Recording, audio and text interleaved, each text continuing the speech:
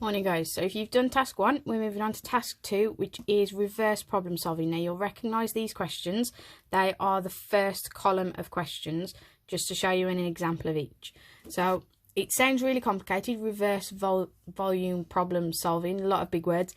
All it actually means is that you start with a volume and you find out one of the missing lengths, or in the case of this first question, the missing area. So the key thing that you need to remember is that the volume of any prism is the area of the cross section times by the depth of the shape, so how deep the shape actually goes. Okay, so in this case I've got a volume of 63. I know the area of cross section is what I'm trying to find, so I'm just going to leave that as the word area. And I know the depth of my shape is 7 centimeters. So I've got something, when I multiply it by 7 gives me 63. That's something. Must be 9, and it's an area, so centimeters squared. And it's as straightforward as that for the first one.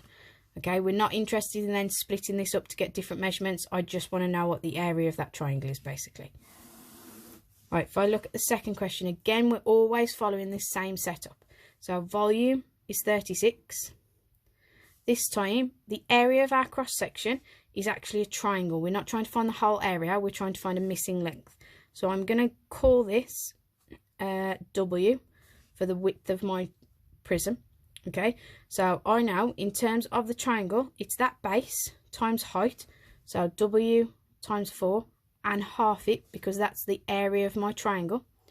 Okay, and then I take the area of my triangle and I multiply it by how deep my shape is, which is 6. Now this actually tidies up a lot nicer than what we've got there. So think back to algebra. W times 4, I just write 4W. If I then half that, I've actually got 2W. So this bit here all just becomes 2W, which if I then times by 6, I get 36 is equal to 2 times 6 is 12, so that's 12W. So all I actually need to do to get that width is to divide by 12. 36 divided by 12 is 3, so my width must be 3 centimeters. Okay, so every time you set up the whole formula, neaten it up as much as you can and then work out your missing length. So if I look at the third one, and they do get trickier. Remember, for this you were starting with the bottom line of the worksheet and you're working your way up the worksheet. I know it's a little unusual.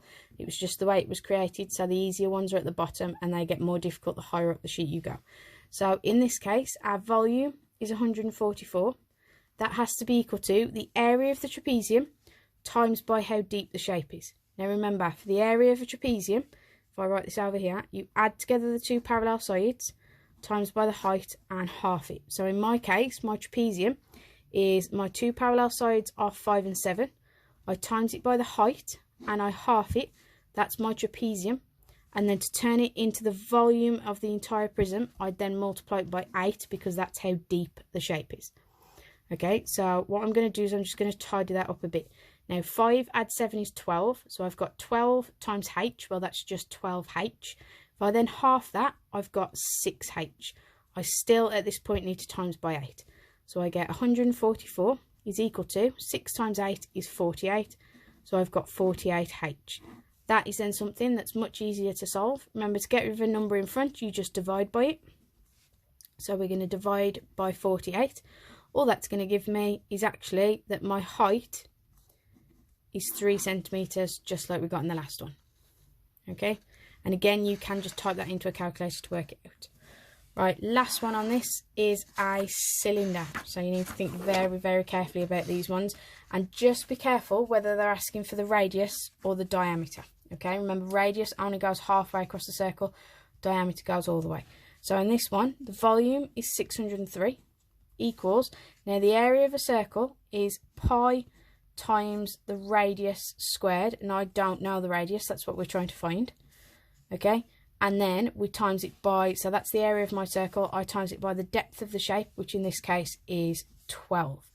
Okay, so I get 603 is equal to, now 12 times pi r squared, I can just write as 12 pi r squared. Remember, algebra, we put numbers at the front, but when you multiply, you don't have to put the times signs. So all I need to do is get rid of all of this. Now it looks, okay, like it's a lot more complicated, but if that was, this at the end of the day is just a number.